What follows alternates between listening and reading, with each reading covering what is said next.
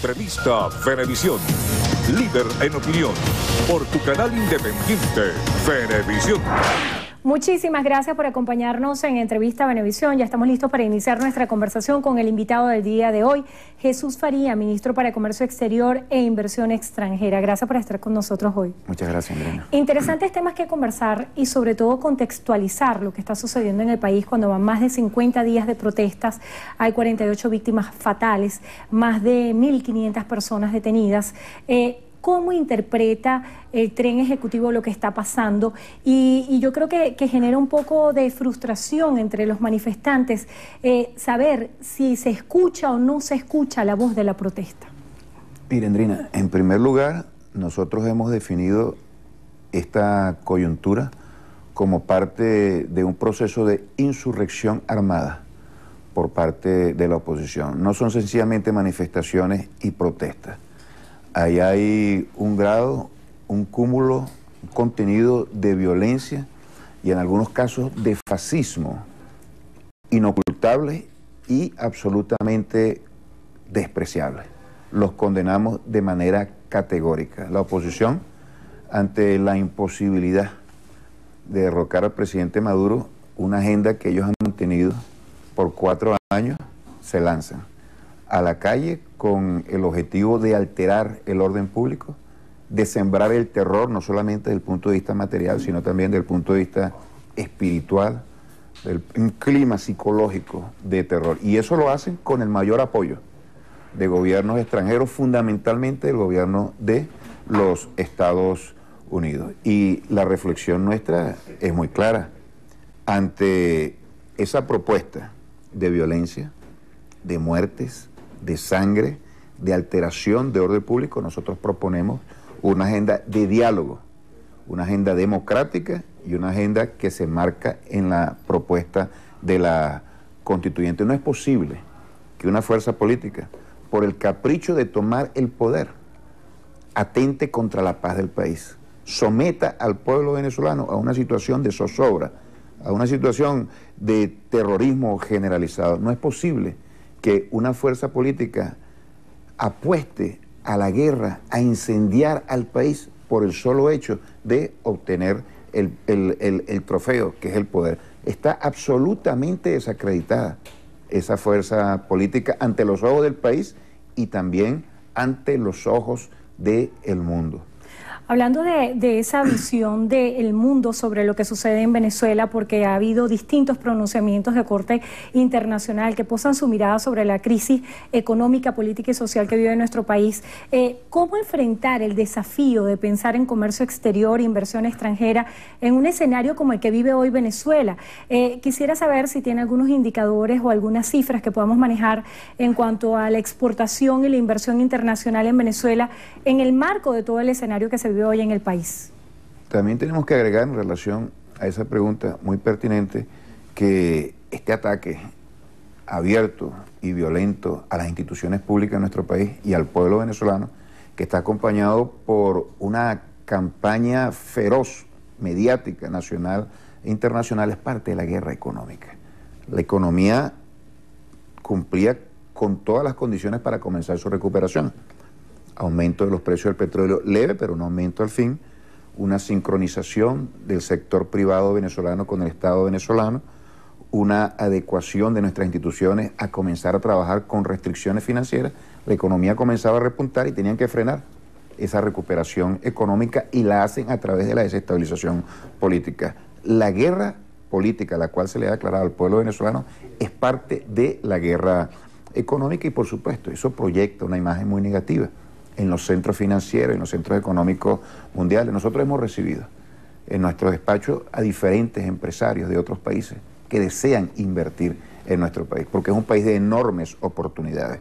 Es decir, que la guerra económica ha generado daños terribles, porque ha afectado a la imagen de nuestro país, pero no ha logrado nuestro aislamiento. Hay intereses de grandes empresas para invertir en nuestro país, fundamentalmente en los sectores tradicionales, petróleo, gas, minería, pero también en sectores de la manufactura. Ahí hemos avanzado, sin embargo, el avance no ha sido lo suficiente porque precisamente este impacto de la guerra económica ha generado estragos. Y yo voy a decir lo siguiente, ¿Qué puede pensar el pueblo venezolano de una fuerza política que anuncia que nuestro país, y apuesta además de la manera más descarada, que nuestro país va a caer en default internacionalmente, y van a los centros internacionales a presentar el peor escenario de nuestra economía? ¿Qué puede pensar de la fuerza política opositora nuestro pueblo cuando observamos que el presidente de la Asamblea Nacional, a través de una carta, desacredita a nuestro país en uno de los foros más importantes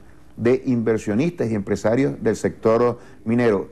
Esa es una oposición. Yo me pregunto, ¿una oposición en el clásico concepto de la democracia tiene como tarea destruir el país o hacer aportes para que el país aporte, para que el país se desarrolle, y por supuesto también buscar la forma de obtener una mayoría, pero por la vía democrática? Ministro, hay muchos para los cuales la interpretación de la semántica es bien complicada, porque distintos voceros han descalificado la existencia de una guerra económica que el gobierno en muchas ocasiones ha planteado, así como también el decreto de emergencia económica cuando se planteó como una solución a la crisis del país. Ahora viene una nueva propuesta por parte del Ejecutivo, que es la constituyente económica. La constituyente económica va a solucionar el tema de desabastecimiento en cuanto a alimentos y medicinas en el país. ¿Piensa usted que esto es una solución? Mire, en primer lugar, hay que ubicar a la constituyente en su contexto real. La constituyente es la propuesta del presidente Nicolás Maduro, que se fundamenta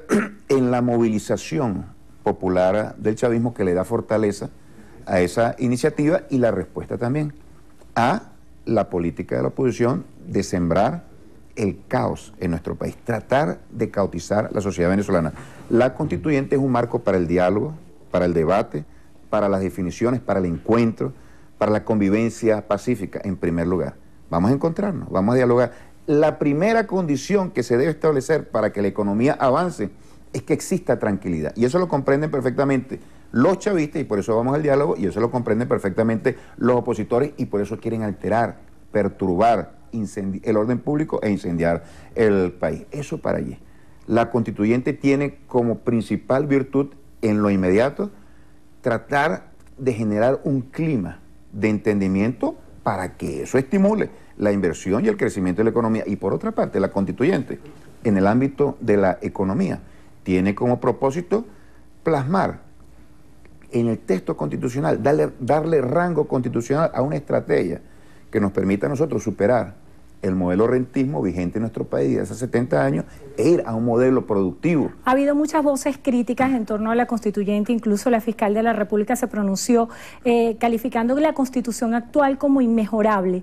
También sectores como Fedecámaras y la Conferencia Episcopal Venezolana consideran que una constituyente es inapropiada y que no es el momento para tratar de debatir el tema de la constitución, sino de buscar soluciones concretas para los temas económicos, políticos y sociales. ¿Qué le responde usted a esas voces? Mira, eso de que la constitución nuestra es inmejorable es una visión antihistórica, absolutamente antihistórica.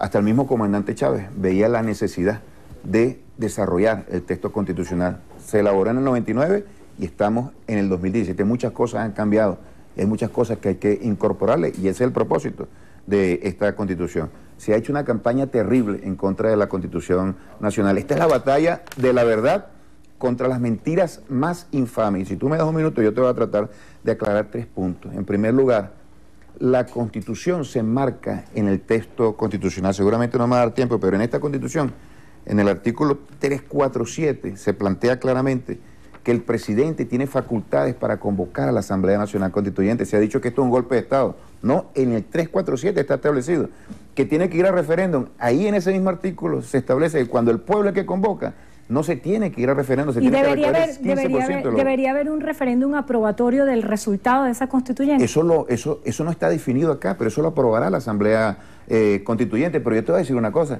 se habla de que nosotros vamos a enterrar el legado del comandante Chávez. Aquí vamos a incorporar a las comunas, aquí vamos a incorporar cosas tan chavistas como el tema de la juventud, como el tema de las grandes misiones, es decir, el tema social, Ministro, y el tema del poder popular. Se nos agota el tiempo y hay muchísima expectativa acerca del nuevo funcionamiento del DICON, y hay dudas acerca de la discrecionalidad de la asignación de las divisas.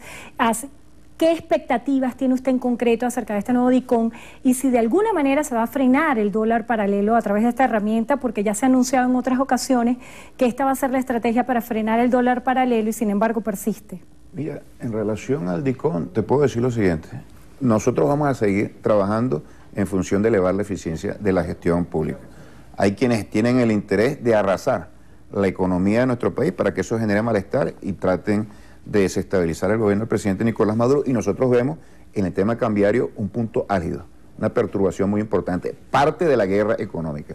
Los que establecen los precios en Dollar Today para que aumenten los precios de los artículos de primera necesidad para hundir a la economía, para desestabilizar el desempeño de nuestra economía. La respuesta que estamos dando nosotros en el marco de Dollar Today, del nuevo DICOM es número uno, tratar de cerrar el paso, arrinconar los impactos especulativos de Dollar Today, y número dos, elevar la cantidad de divisas que se tienen que asignar cada vez de una manera más eficiente. Son muy escasas y vamos a elevar eso.